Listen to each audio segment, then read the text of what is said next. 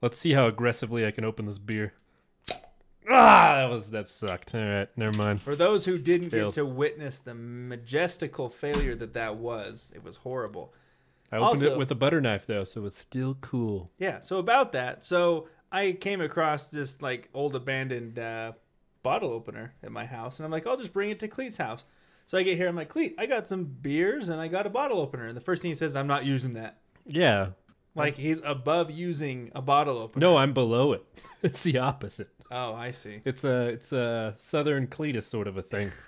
We So don't you- use those fancy bottle openers and them science. So then books. he went around his house trying to find the most blunt object. He tried nail clippers, the back of a television remote. Yeah. What else did you? I mean, I think you almost used a Cholula bottle. Try to but- use my pinky. Yeah, that would have been interesting. But I'm gonna show you how a bottle opener works, Cleet. It's really cool. Just look at how easy that was. How was the beer? It's good. Dragon milk. That's actually a really cool name. Dragon's milk. So I was so impressed with last week's beer because we got that stout. I love stouts, and so I'm like, oh shit, I'll just get this one. But funny story, I went to the liquor store every time I go to get our beer for the week. Yeah. I look at this one. I pick up a bottle. I look at it. I'm like, how can I put it back? So I'm like, I'm gonna buy it. I'm finally gonna buy it.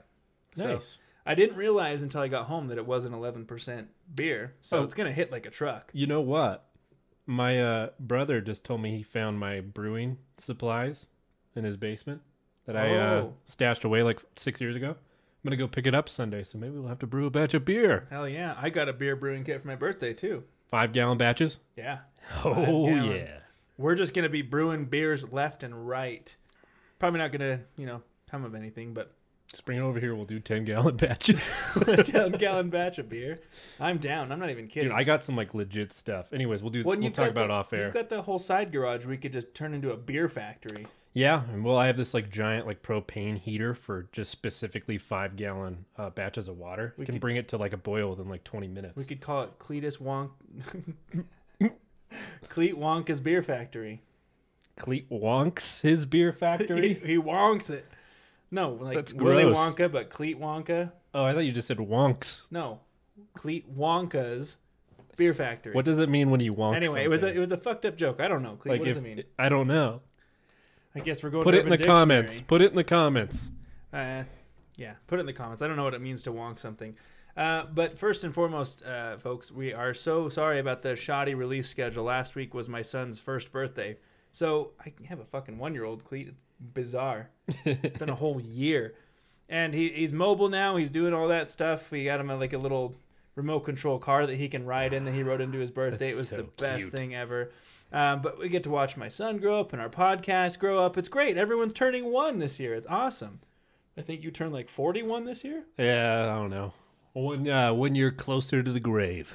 1 year closer. So I actually had a good old revelation this week. I came across something that's kind of interesting. Go on. So you're familiar with DoorDash, right? Yeah. So DoorDash, Grubhub, Uber Eats, all that fun stuff. The awesome invention of having fast food delivered to your front door because we're all lazy. But my wife cooks all the time. She's an amazing cook, hence my weight. But anyway, so Fat. He's Fat. fat people. super fat. But so we were driving home one day. It was getting kind of late. We're like, we don't want to cook, so we'll just hop on. Got some Five Guys burgers and fries set up, delivered to us. And we put the order in, and when we're just about home, her phone goes off, and it says, go ahead and put another order from 7-Eleven free of charge. Add it to your order. We're like, oh, that's kind of cool. Now, in our area, I don't know if anyone who's listening, 7-Elevens in our area are kind of more convenience stores now. There's only 1 or 2 that are actual gas stations Yeah, anymore. they got rid of all the gas pumps around here. There's one by my house that still does gas, but usually it's just a convenience store. So we were going back and forth like, hey, do you want something? No, I'm okay. And so she puts the phone down. We didn't end up ordering anything, but then I got this crazy idea like, I'm curious. So I'm like, hey, I wonder if 7-Eleven and DoorDash, if they could deliver condoms. Right? Oh, yeah. So I'm thinking that. I'm like, okay. So my wife gets like, her eyes go big. She's like, oh, so she picks up her phone and she's going through. She types it in. Sure as shit, DoorDash will deliver condoms from 7-Eleven. So, what combination of the most embarrassing things could you have a DoorDasher Exactly. pick up? Like condoms, cigarettes. So you went right to my next segment here is, so we were kind of thinking about it like, well, do we do it just as a joke? And obviously we didn't, but then we were talking like, what was the most like weird order you can send him in? It's like, hey, go to Taco Bell, give me a bunch of chalupas, then go into the 7-Eleven, get me 6 packs of condoms, some duct tape and a shovel, some duct tape, some glue, and then a smoothie. Give me all of it. Like, what was the most? Because then he just knows he goes in and he buys 6 packs of condoms, and the guy's like, "Oh, it's for the delivery guy." Sure it is. Sure it is. Buy 20 packs of condoms. So I was thinking, like, there's no way. And so, look, I mean, the fact that condoms being delivered, it's not the revelation because, you know, you have Amazon, you can get all that there. But the fact that DoorDash can now deliver condoms. So if you're hungry and horny, DoorDash can get it all taken care of in the same night. So if you're drunk but have the foresight of needing protective sex, yep, you can have a solution in a short 40 to 45 minutes. Exactly. And you can order some food to kind of soak up the alcohol. So if you want a big old breakfast burrito at 1 a.m. with some condoms, dude, same place. You're good. 40 to 45 minutes.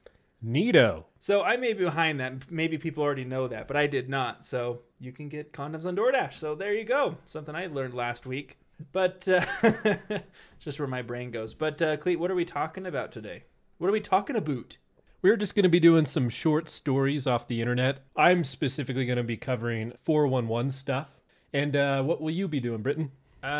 Some stuff. I'm not going to tell you because they're pretty intense. They jump all over the place. I've got one that's it's pretty tough to read, and then one that's pretty intense, and then the two that are pretty intense. But I've got some short stories. But is there really any better place to get short stories than the internet?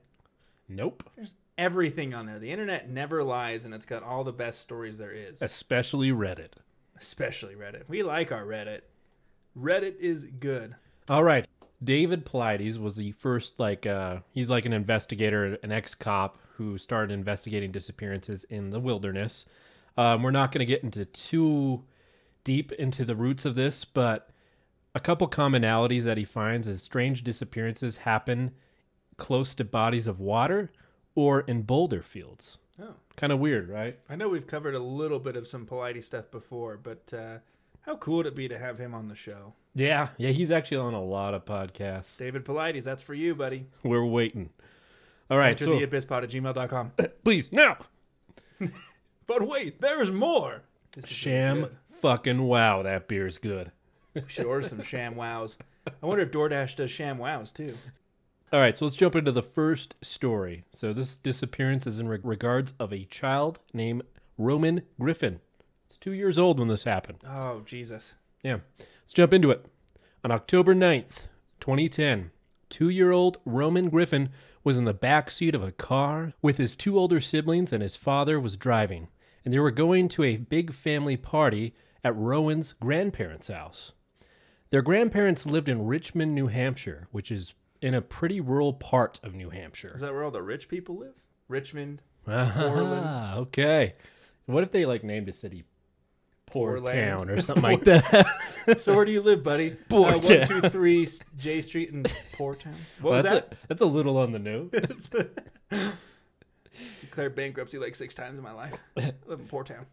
So, again, this is a really rural place. The woods are everywhere. I mean, this house is deep in the woods. And what their grandparents did, which is actually pretty cool, is in their backyard, they basically just cleared out a bunch of the trees.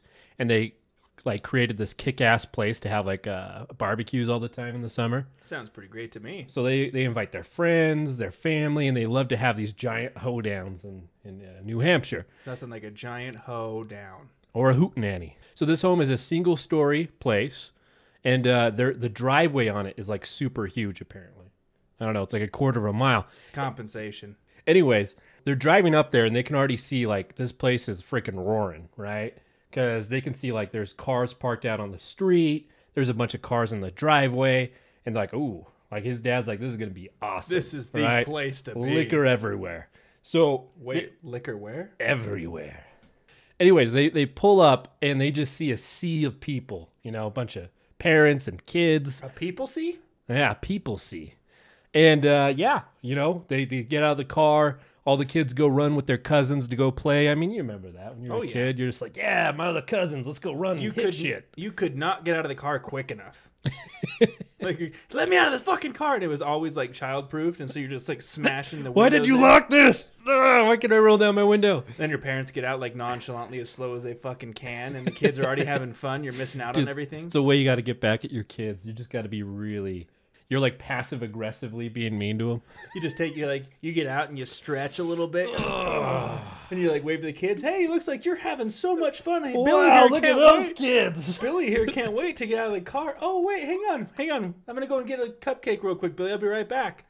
Oh my God, that's so something I would do. Man, I love eating desserts first.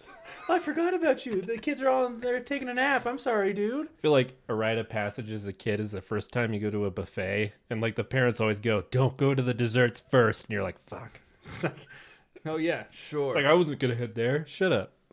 Yeah, I wasn't even looking over at that chocolate fountain with those bits of cake. So they get out of the car and they go there, right? So the next couple of hours, the kids are just running around, screaming, kicking each other. I don't know what kids do.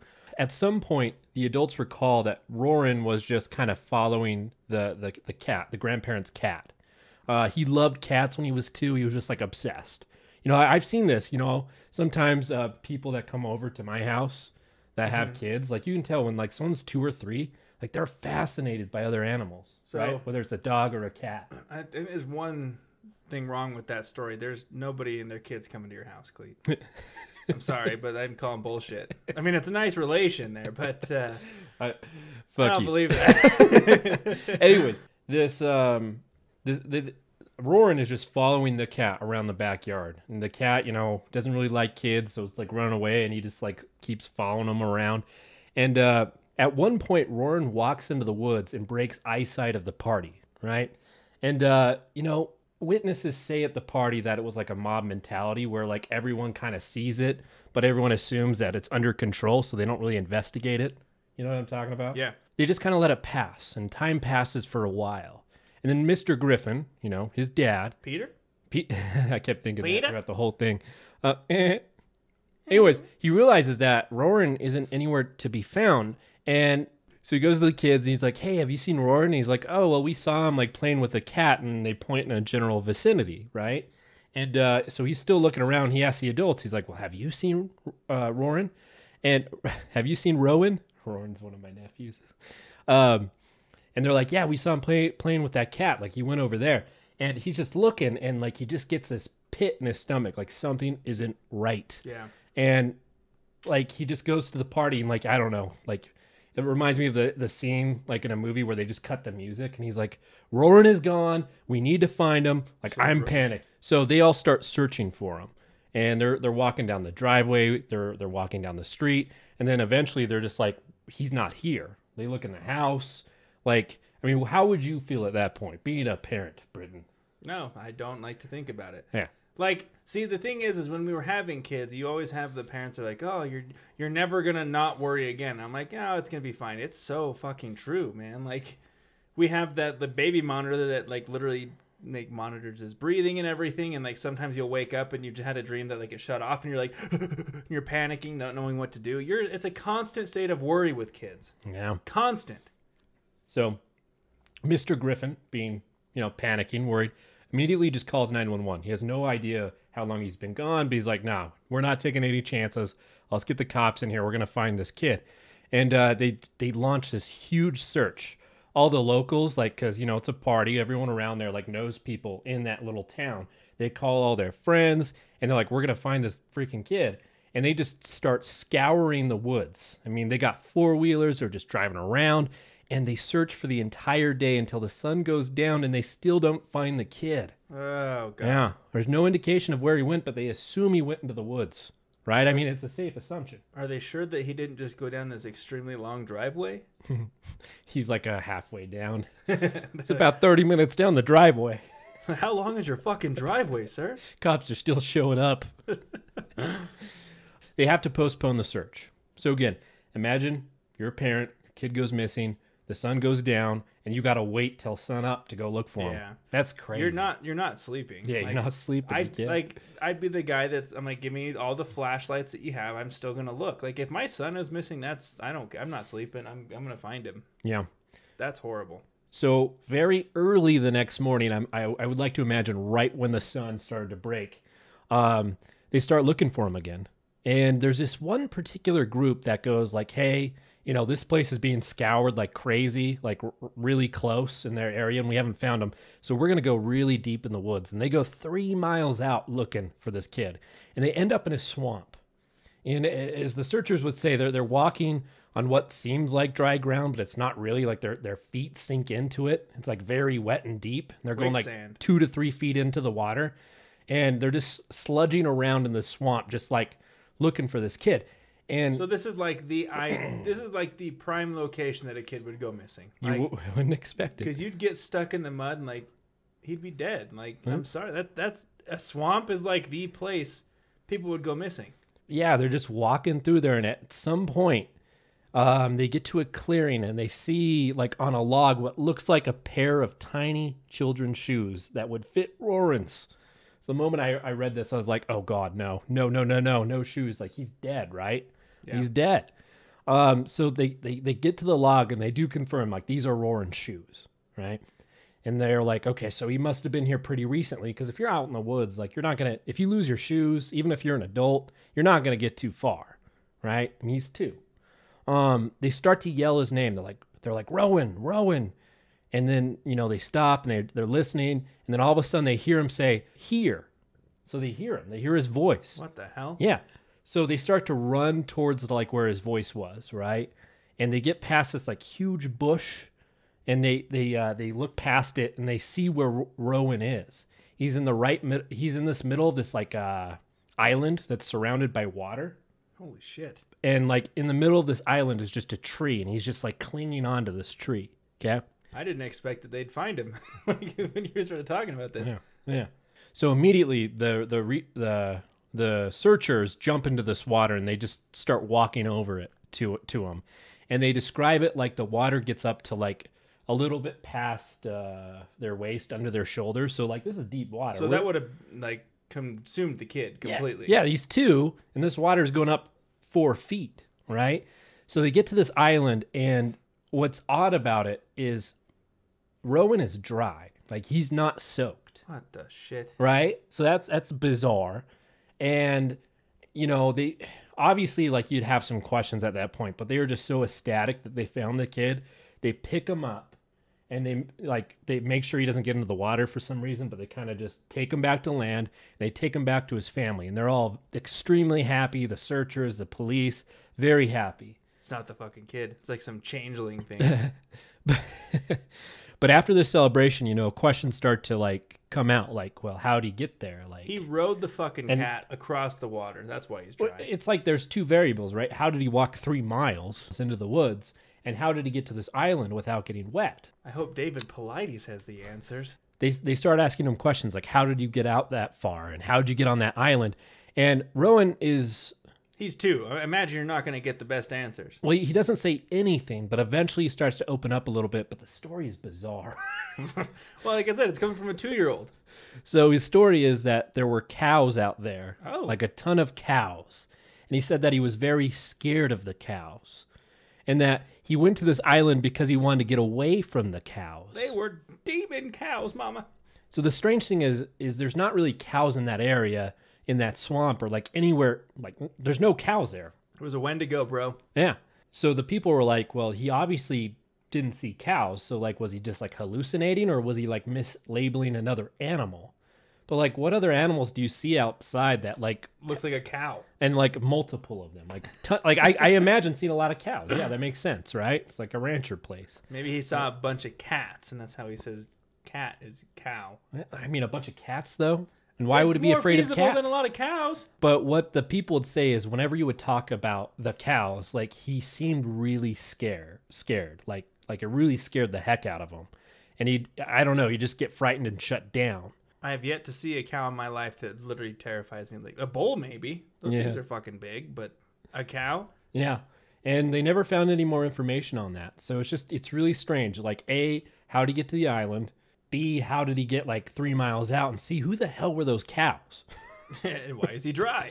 Another thing that kind of fits into this, I guess it's in like a special place where disappearances actually do happen a lot. And the place it's called the Southern Vermont Triangle. And people go missing there all the time. So What's up with triangles and people getting lost? I don't know, but Bermuda. it's weird, dude. Triangles are sketchy ass shapes. I don't know how a 2-year-old could walk 3 miles in the goddamn woods. And they don't know either. But according to him, he was running from some shady ass cows, because I have yet to see a cow that scares me. Why'd you go so far? Because they kept saying for me to move. Move, bitch. Get out the way. Oh, Ludicrous. Yeah, that's it. Nice. All right. Cool. Well, that was a good one. So I'm going to change the tone a little bit. So I'm going to say here, right? I'm just going to say on this one, I can't confirm this is 100% real, because I've seen some articles online that are debating if it's real or not.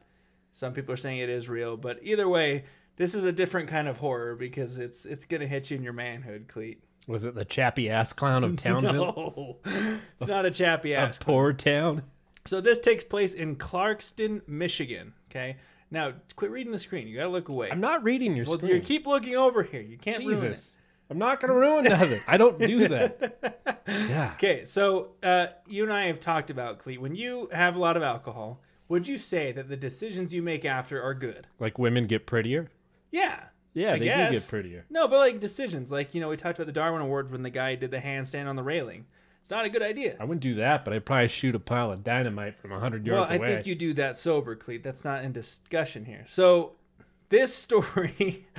Oh, Jesus Christ. This story contains a lot of alcohol, a man, and a helium tank. Oh, boy. I'm so excited for this happened? one. Was he trying to make his farts lighter? No. No, he was not. Okay, so. Was he trying to make a butt flamethrower? I'm trying to figure out how to start this fucking thing, because this is just so out there. Okay, so... You're close, but you're not quite there. Okay, so what had happened is this man, who is unnamed, so that's partially why it's probably not correct or real.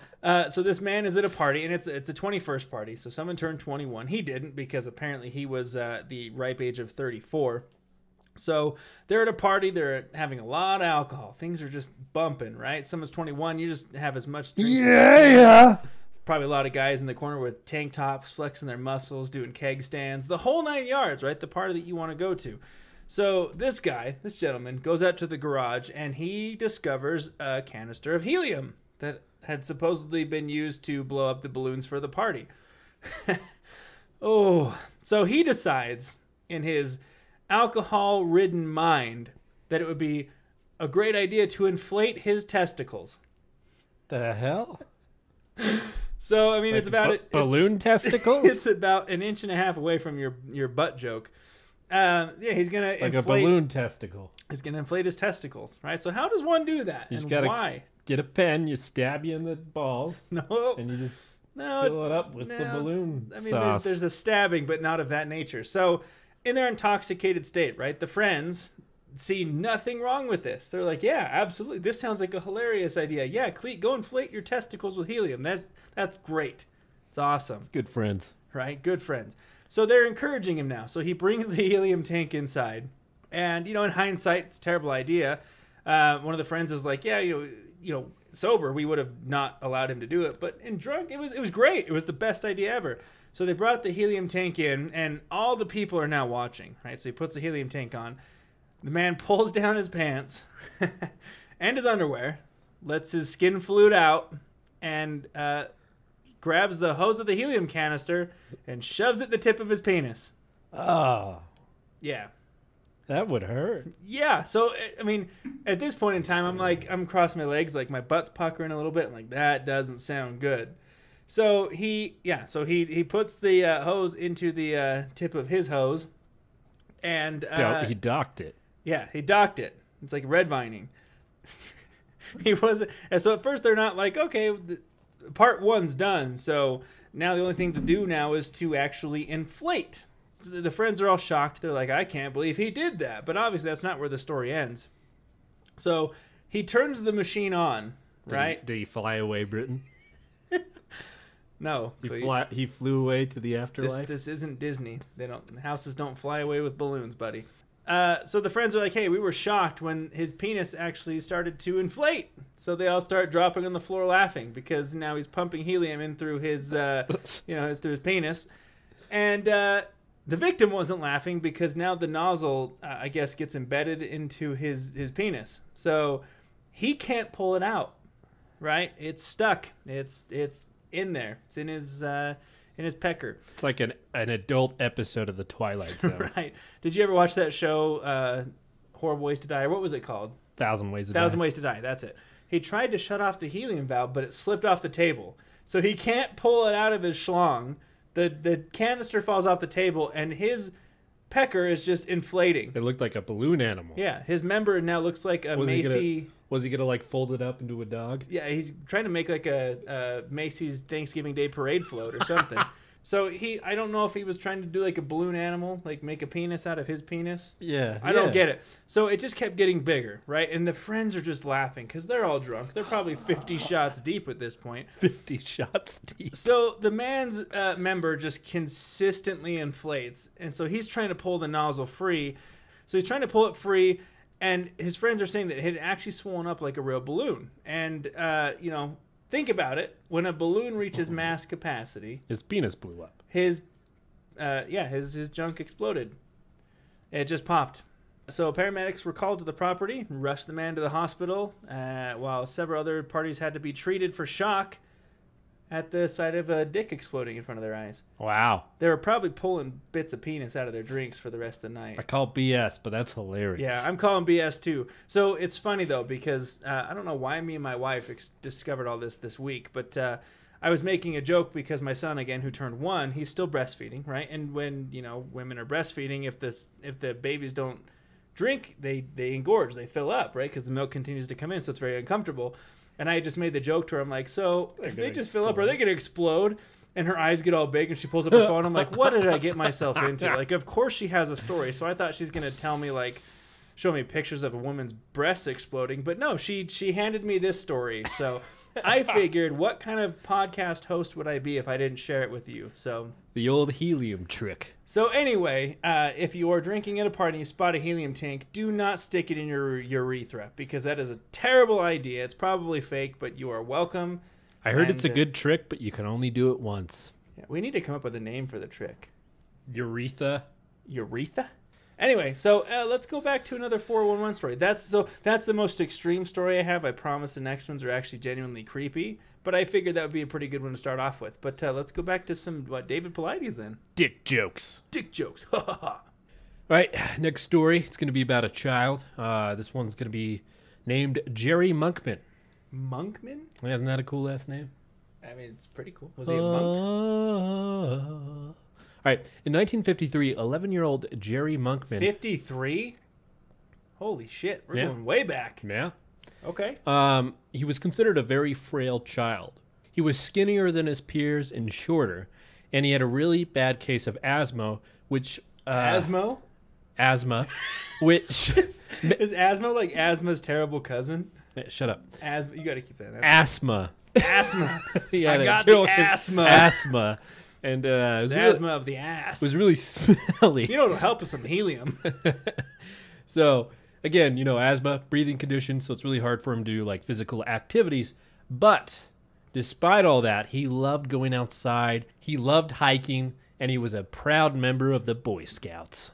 On April 25th, Jerry was really excited when he found out that his Boy Scout troop was offering a trip to the old Rocky Mountain foothills to go camping and hiking for the weekend. So I'm sorry to cut you off. I have a funny story, though, about the Boy Scouts. So okay. I didn't grow up religious. Right? I grew up not religious at all. Is this a traumatic experience? No, but I had a lot of neighbors who were religious, and I had some friends in school that were. My friend in elementary was a Boy Scout, and he wanted me to go on one of their camping trips. And I didn't know that Boy Scouts was linked to the church at the time, so, like, he came over, he's like, hey, you want to go camping with us? And I was like, hell yeah, I want to go camping with you, not knowing it was a Boy Scout thing. And so my mom sat me down and was like, you do realize it's, like, for the church, right? And I was like, what? Hey, hang on. So we got to reference what you mean by the church, because people outside of Utah are not going to understand that reference. So go ahead. So the Mormon church, the LDS church. So it's a very predominant religion in Utah. It is, yep. It's the Mormon church, right? So we might as well just say that. And that's what we refer to the church when people talk about the state, because it's so prevalent here. Thank you, Cleet. That's a good point. But I think they like to be called the Latter-day Saints now. I don't think Mormon is a term they prefer. Care. Either way, so my friend was like, we're going to go camping. And it was, I'm sorry, but it was the most boring camping trip I've ever been on. Except someone did shit in someone else's tent. That's probably the best thing I've ever seen. Was it an accident? No. Like, the kid was odd. I don't know who did it, but someone literally went into the woods, shit, picked it up, and put it, like, next to his pillow. So when he climbed in, you just hear him scream. And then someone else pissed on the fire, and it just stunk the whole time. So I'm like, there's a bunch of kids that are going to, the Mormon church, and someone's shitting each other's tent and pissing on the fire. So anyway, that's my story. Continue. Someone shit on his pillow. Next to. Oh, man. There's some decency. He didn't, like, lay on shit. It was just next to it. But he's like, and I remember he was like, that's human poop. Because it was like a big log. Someone had been saving this for the camping trip. You just saw one kid at the fire just eating as much as he could, looking pissed. I'm gonna fucking shit on his stuff. I wondered why he was carrying a can of beans the whole time. It's like, why do you look uncomfortable? Why don't you just poop? You're like, shut up. I don't like pooping outside. He's got like veins in his neck and his face is bright red. He's like, shut up. No, this was a duker, and he like threw it out of the tent. He was so mad. Anyways, I'm sorry for that, but continue. So anyways, Jerry jumps at this opportunity. He's like, yeah, let's go camping. I love hiking. Let's go. Jerry, his troop, and his troop leaders, they all just pile into a van. It's always a van. Windowless. Windowless. Had a lot of candy. Oh, no. And they make their way up the Rocky Mountains. As soon as they get there, they go on this wickedly rugged hike up the Teton Canyons. And about an hour into their trip, one of the troop leaders turns around and Jerry is gone. Oh. The troop leaders did not know how long he had been gone for, so they only searched for a couple of minutes. And then one of the troop leaders ran down the mountain trying to get some help. So soon the sheriff's department gets involved, and around 1,600 volunteers from the town came up and started to search for him. They all start to pour out onto the mountain, and they start combing across the area where he was last seen, and they want to just try to find him as quickly as possible. But several hours pass, and they can't find Jerry. Where is Jerry? Yeah, I don't know, man. Maybe Tom knows. Oh, that was good. It's a Yeah, Tom and Jerry joke, buddy. Yeah. Anyways, so they have dogs up there, and the dogs are trying to find a scent of Jerry. And all of a sudden, one of the bloodhounds picks up his scent, right? And the dog just does a beeline and starts heading over in a certain direction. And everyone's like, all right, we're going to find this kid. It's only going to be like maybe a couple of minutes. Well, that didn't happen. He's going to be surrounded by cows. Yeah. So this dog goes 6 hours. Holy shit. In one direction. Like straight north. 6 hours? Until it gets to, wait for it, a swamp. Ah! Yeah. The cow swamp. It stops right at the swamp, like that's where the scent ended. Okay. And this swamp was 12 miles away to where Jerry had gone missing. So the handlers are like, dude, this dog doesn't know what the hell he's doing. I don't know. Maybe he got excited. He went in the wrong direction. And they give him back the scent of Jerry. They're like, here you go. Sniff this. Dog just stays right where he is, going in circles, saying like, this is where the scent is. The scent of Jerry. That's like a terrible knockoff candle.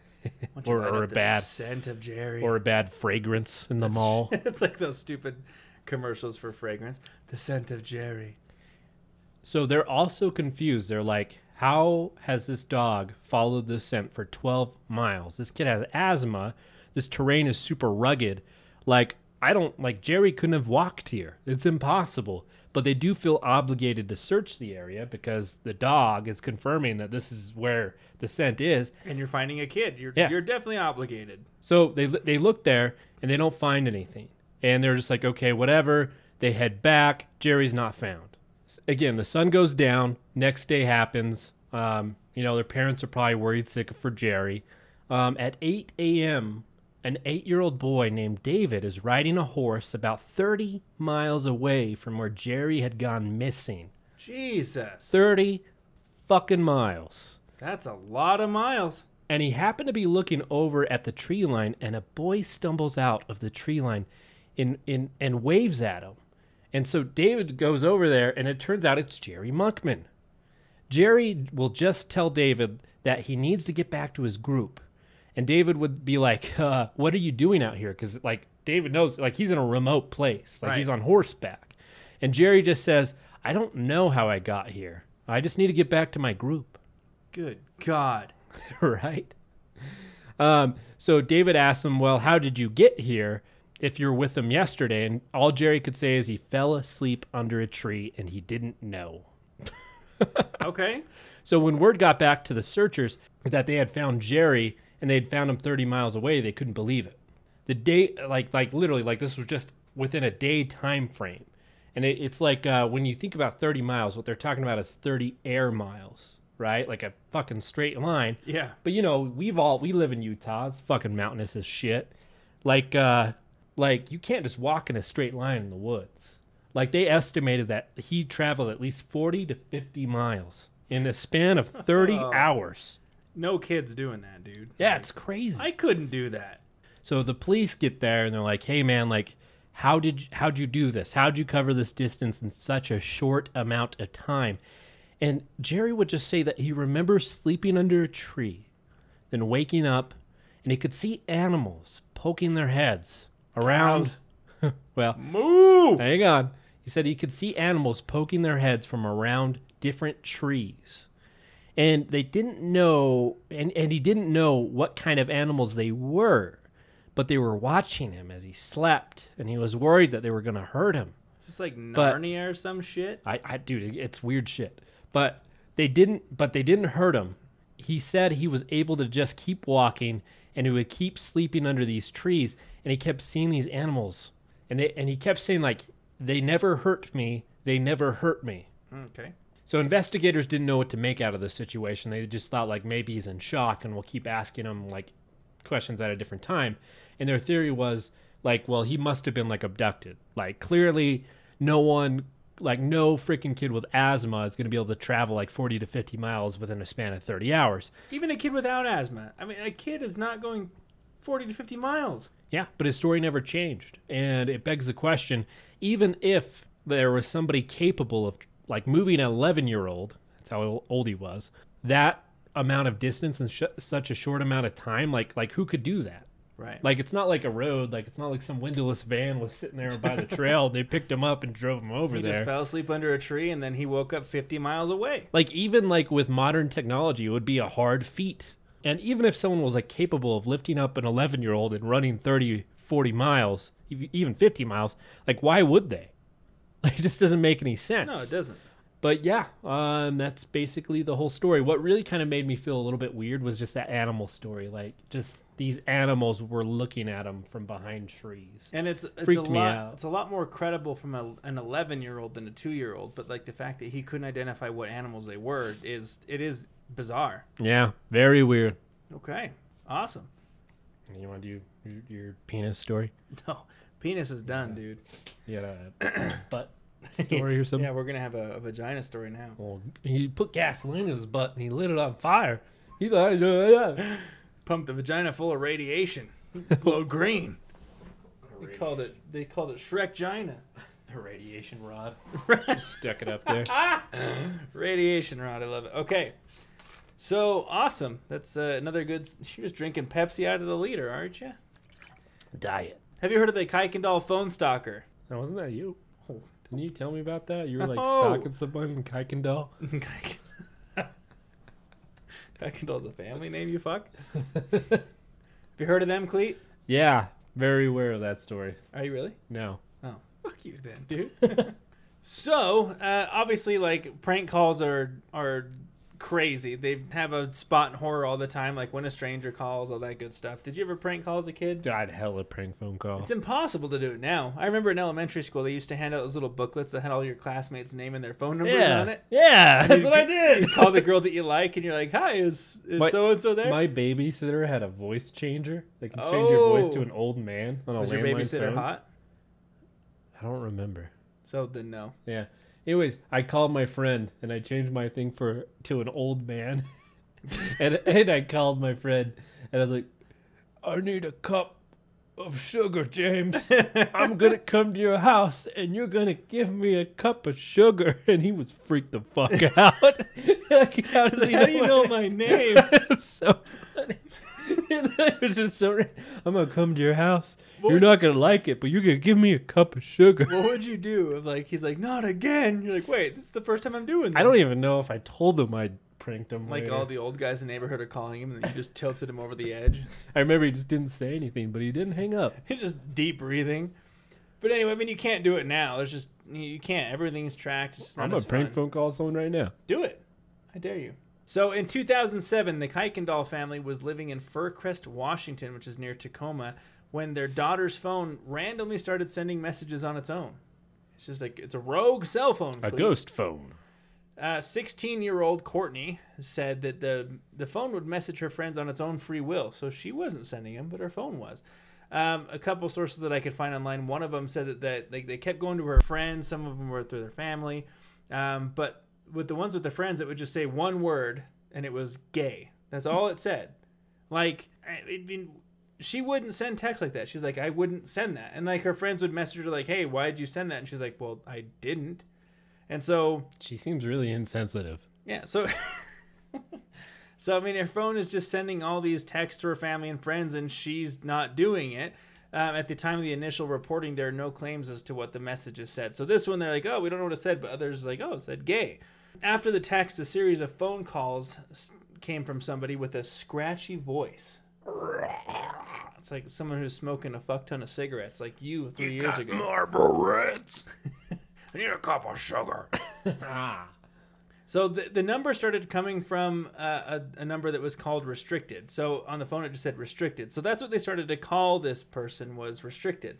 So the number said restricted, and you know, the calls kept coming through. They would describe what the family was doing at that moment and even what they were wearing. So it was very specific phone calls. Like, hey, I like those purple pants. And they're like, what the fuck is this? Purple pants, though. You have purple pants. Oh, yeah, I got purple everything. Yeah, purple. Your walls are purple. Yeah, it's a big purple room. I think the red room. A red room. 50 Shades of Red, baby. Blood! The neighbor, Andrea McKay, claimed that she was also a victim of restricted harassment. And she had a story that one day she was in her kitchen cutting up limes. Right? She's just cutting limes, probably making a good old margarita.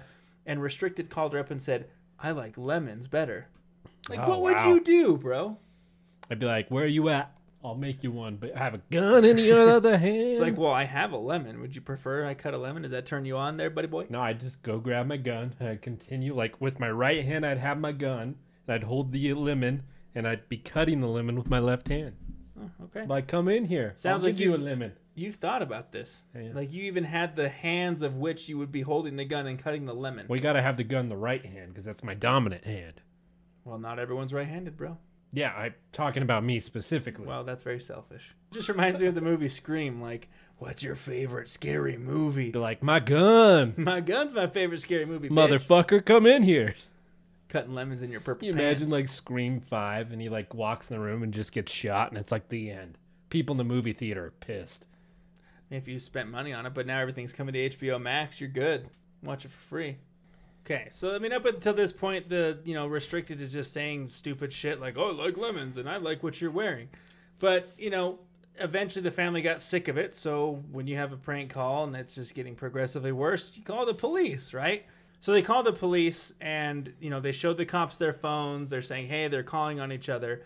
The cops really couldn't do anything until the phones actually started doing what they were doing, but they were claiming that the ringtones would change themselves.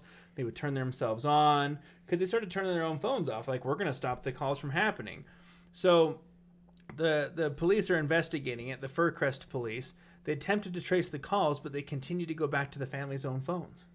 Uh-oh, somebody's in the house. Old babysitter story. Right? The weird part is that this would happen when their phones were even turned off. Yeah, because they'd get up and turn them back on from Right. the basement. But they would show the cops like, hey, my phone's turned off, and they would still get a call on another phone from the phone that's turned off. Like, how the fuck does that happen? Spoofing. Obviously, something's being hacked here. So it's all fun and games whenever I think the police at this point are like, well, stop fucking around. It's coming from your own phones.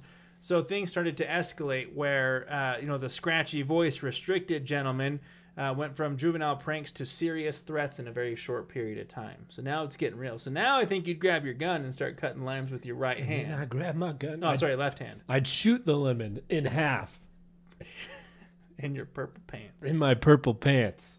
Because I'm a pimp. So Heather Kuykendall claimed that they would say things like, hey, you're going to die. We hate you. We're going to murder you.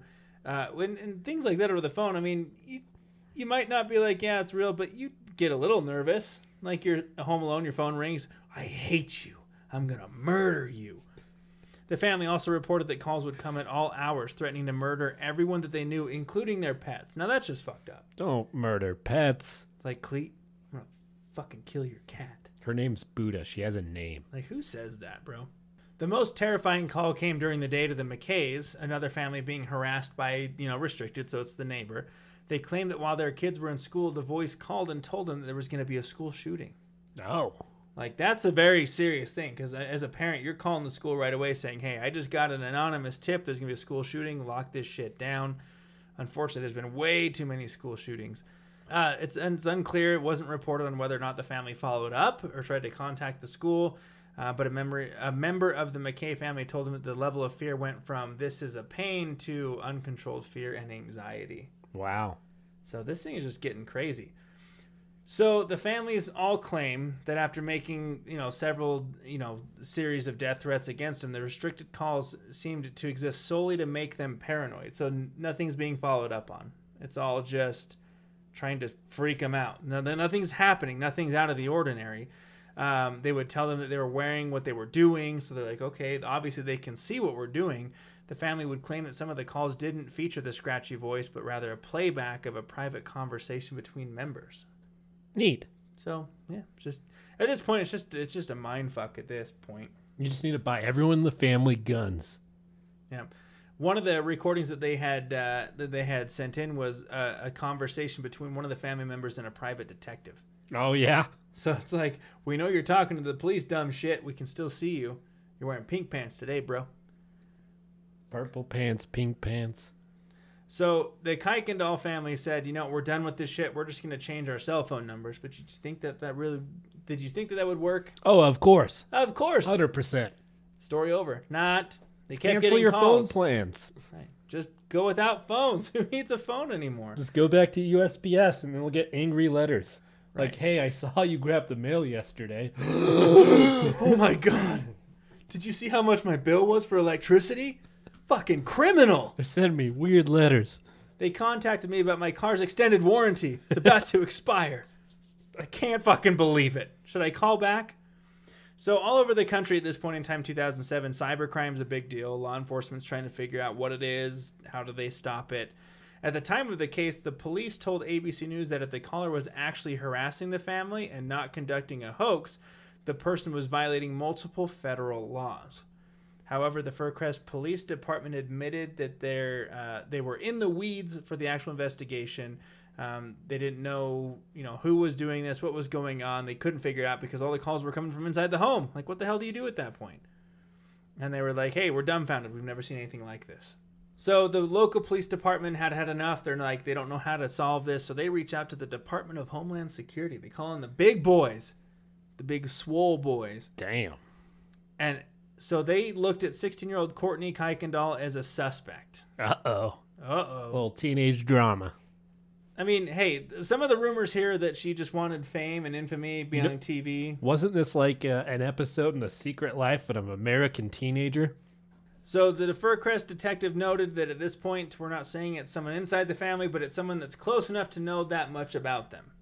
It seems like it's someone who's tied up into the group, a family member, a friend, or an enemy, which is a very roundabout way of saying that the caller is someone who knows the family very closely. So it is likely that the culprit was never caught.